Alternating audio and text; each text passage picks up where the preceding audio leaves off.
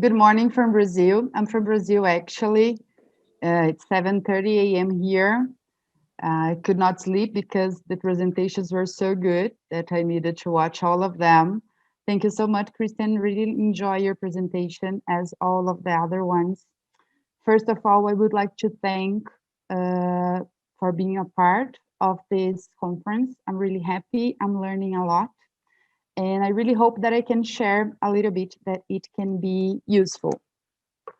I'm a math teacher, so I'm going to present my screen, but I want to do something a little bit different. I think we are all a little bit tired because you are in the end of the day, yes. So I want you to participate with me. I'm going to share some online tools that I use in my classes, and we are going to do some activities together, hands-on. Okay, so I want you to cope with me. So let me share my screen. That's it.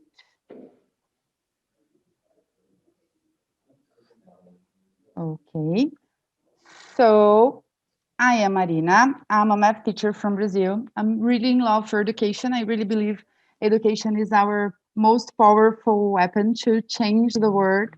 I'm in love with math, problem solving, and contest. I make a lot of math Olympiads, and I really love that. I really love competing, and I think when students are competing, we can get the best of them. They get motivated.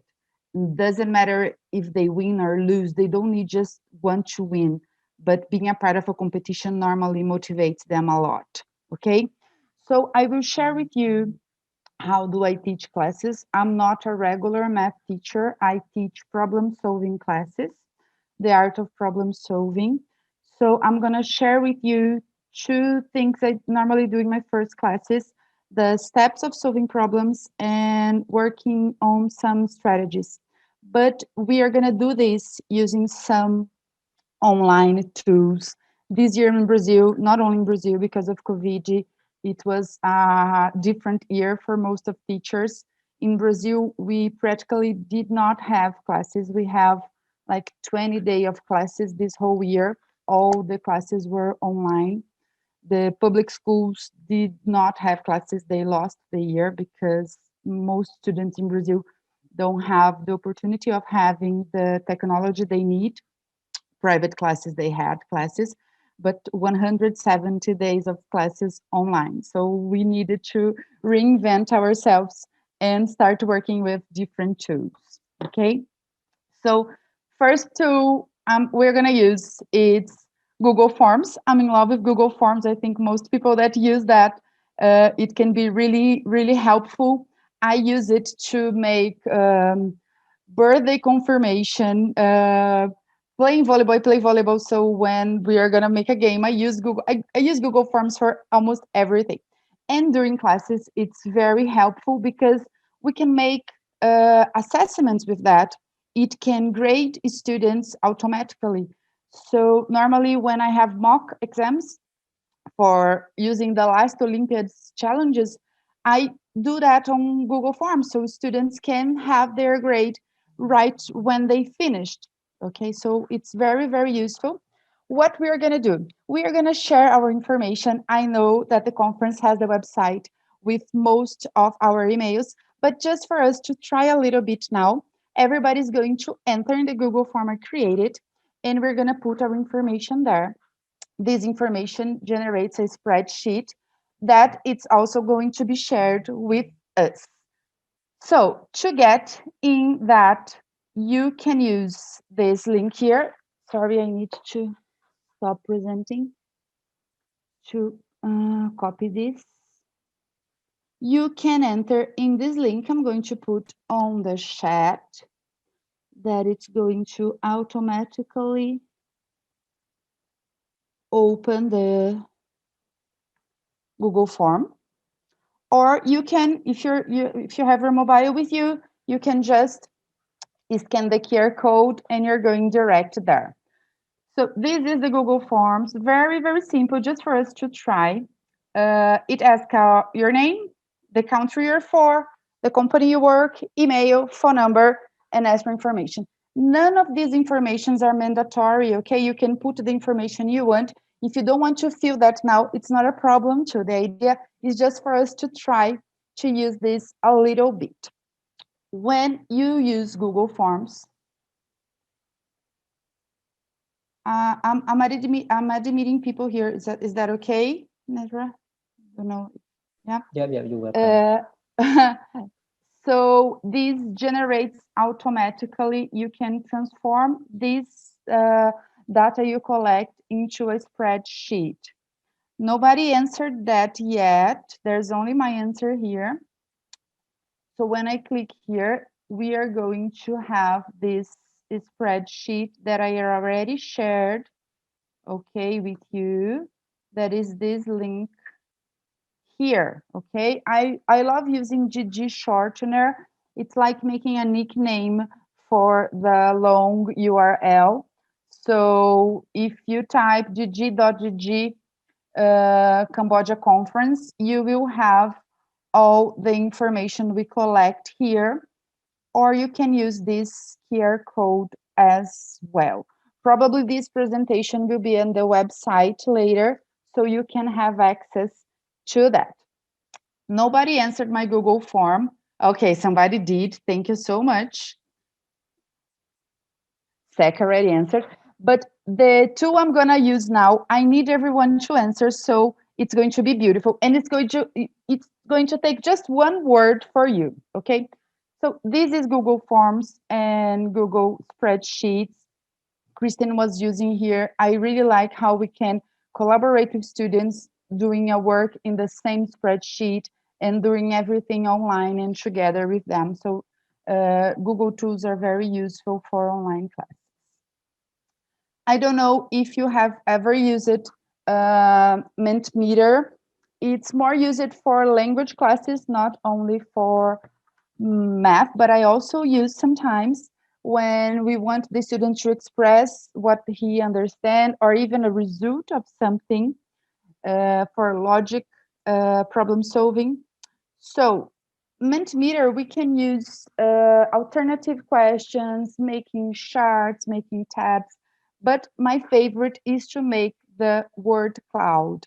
So we are gonna share where are we from, the country where we are from, and then we will have an idea of, there are 72 people in this room now.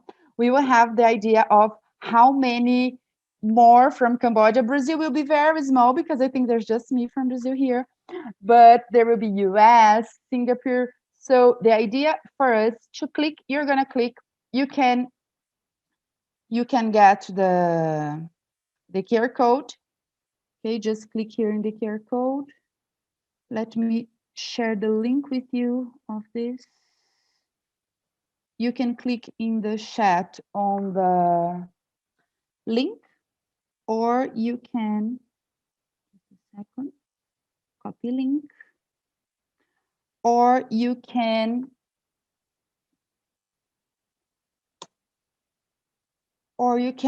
get the QR code here that I'm sharing the screen.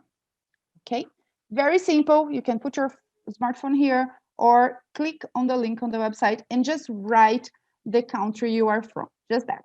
Okay, it doesn't matter if it's capital letter, it's always going to be small letters anyway, but do that and we are gonna see. I will give you 30 seconds to do that so we can see the result of people that are here, how many more Cambodia people are there, so we can have an idea with our word cloud. So this is very useful for synonyms, antonyms, feelings, and we can use in a lot of different classes, science classes, ELA classes, math classes, congress we are doing to know what the audience thinks about something. Okay, so it can be very useful and very fun. I really like when we can engage with our audience. So let's see. Okay, so that's the result we have so far. A lot of people wrote Cambodia, so Cambodia is bigger. Let me write the Brazil here. Getting my cell phone, getting here. And I'm from Brazil.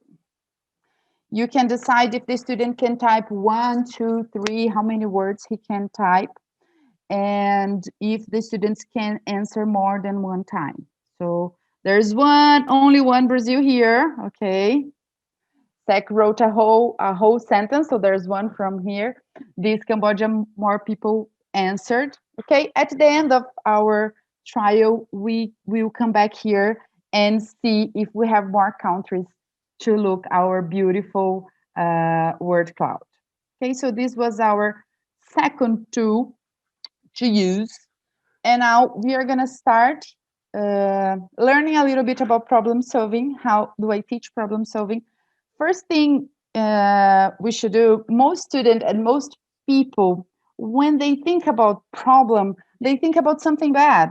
The word problems give the idea of that's something bad.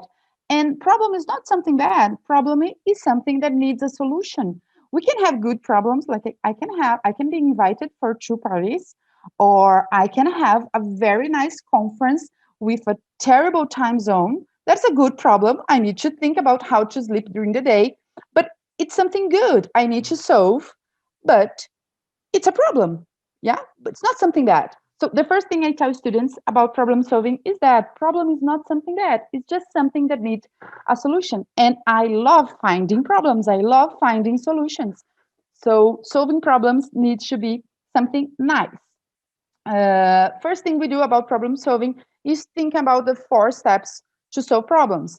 First thing we need to think about the problem. We always think about the two situations. We need to think about what information the problem provides us and what information the problem asks from us. Then we need to make a plan. That's when we start talking about strategies to solve problems. After you have your plan, you solve, you put your plan in action. And when you finish your plan, you need to check your work. Doesn't matter if it's a math problem, if it's a life problem, if it's a science problem. All problems, we should think about these situations in all our life. If we have a problem, we need to think, what information does this problem brings to me? What information it gives and what do I need to provide to this? And then make a plan to solve, then we solve, and then we check if it's really solved. So to learn a little bit about this, I use another tool that it's very nice. That's called Edpuzzle. I didn't know this before this year. I learned about this one this year. Google tools I use for a long time, but this Edpuzzle was new for me. It's a very nice tool to learn, to teach students with videos. So you can record your own video, or you can just get a video from YouTube or any other else, and you stop the video in a specific part that you want to make a question for your student. So you can stop the video, explain something, you can ask a question to check if that's right. So if it's explaining some math, we can have a math problem there. If it's a literature class, maybe it's a book reading and somebody's reading the book, and after the first page, you make a question to check how much did your student understand from that part. So it's a very nice tool, very simple to be used. Uh, we won't have time to do the whole. Are you listening me okay, guys? Is everything okay? I think I have a little delay here, but it's okay. So we won't be able to do all of the tool now. It's 90 seconds, the video I recorded about problem solving. I hope you can see that after. I'm going to show just a little bit for you to understand how the tool works, because we have another tool, and I was asked to give 10 minutes for questions, so I cannot show everything. So you will have here the link, okay, and the QR code too. I love QR codes. I think you can see that. I use that a lot. I think it makes our life so much easier. I'm gonna open a post window here. So when your students entering the link of the Etcher, they need to put a nickname or their own name. If you're using Google Classroom, you can share that in the Google Classroom with all students. So this is the video I recorded. okay? And all these drops here, they are questions. So when I start the video, first, the video starts with a question. Do you use any strategy to solve problems? Yes or no? There's no correct or incorrect here. You can also automatically correct if you use multiple choice questions, okay? And then when the video starts, you won't be able to hear the sound because I'm using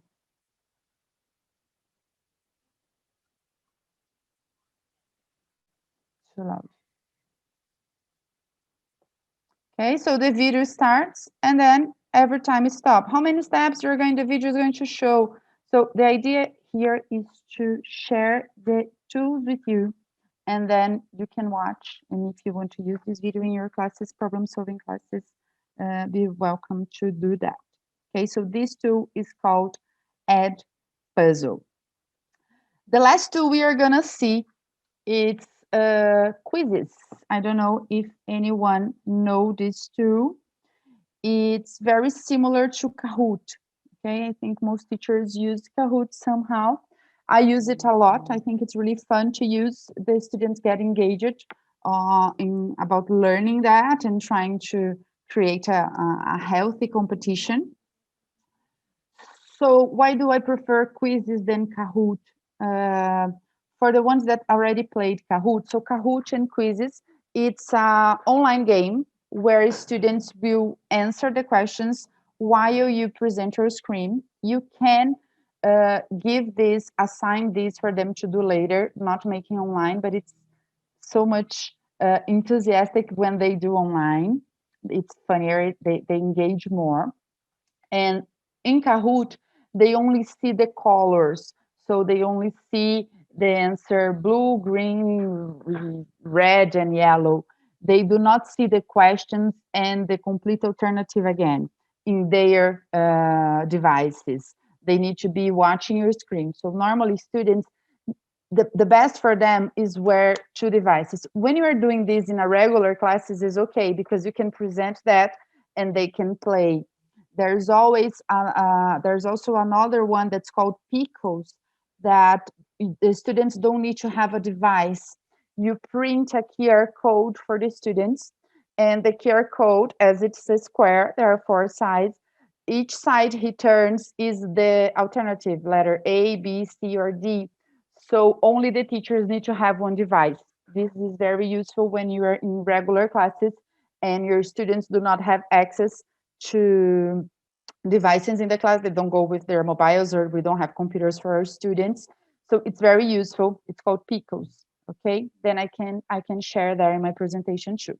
So in this quiz here, I'm going to erase this one because this was the online one. We won't be able to do that together. So this one is the assigned one that you can do if you want. In these quizzes, there are 8 strategies of solving problems. And after this strategy, there is one problem to be solved. These problems were created by my students. So we were studying strategies and they needed to create. So all of the questions here, they were created by my students. Here, we can use the presentation mode. We can put videos here. So it's a slideshow. There is a video that's going to show that we are going to learn strategy to solve problems. And then in the second video, I think it's logical reasoning. Why do we use logical reasoning?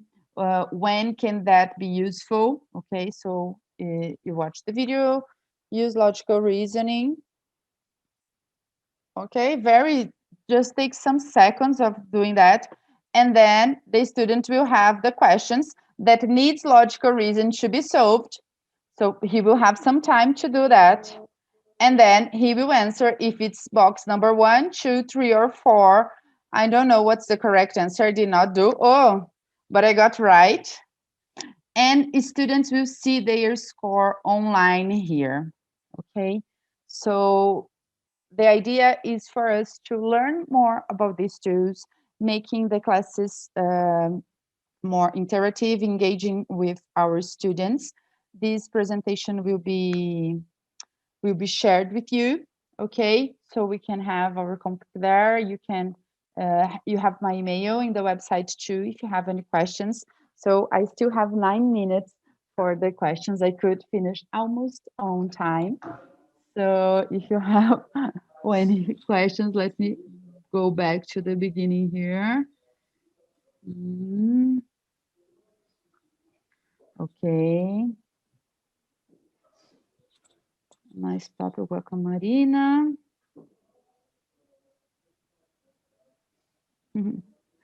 Thank you, Yo. Interesting. Mhm. When we use this method, what percentage can students understand you're solving for science subject? Sorry, Loy, I think I did not understand. What percentage can students understand you're solving for science subject? My classes are problem solving. Normally, my focus is on math, okay, on Olympiads.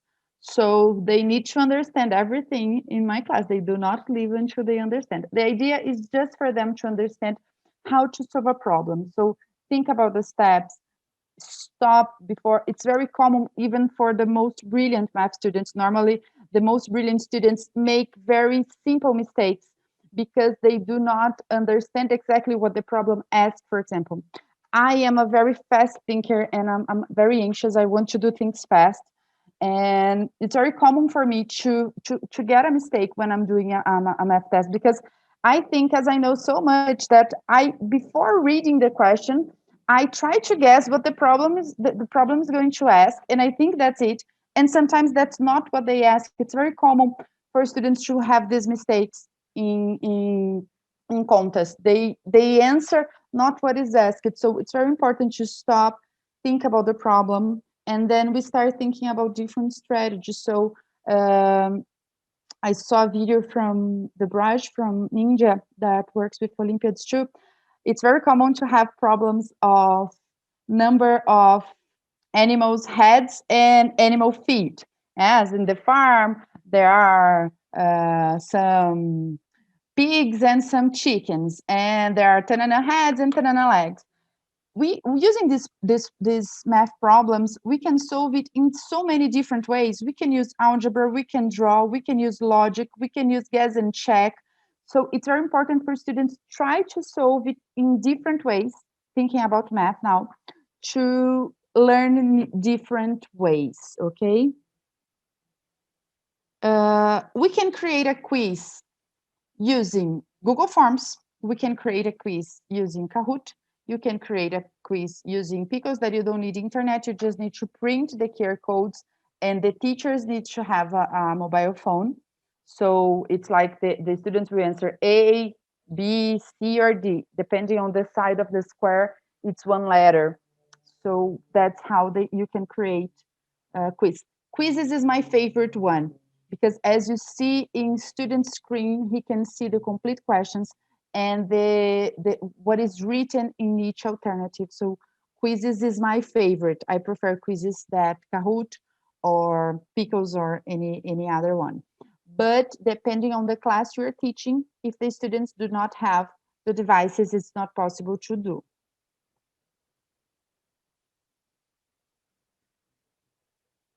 Um, you can do it on paper. You can print that, like you put up. I used to do that when I was teaching English to my students. So they have A, B, C. So you present, or you just tell right on the board, and they can put up the letters of the answers. Okay, if you have one device, you can use. Let me put here.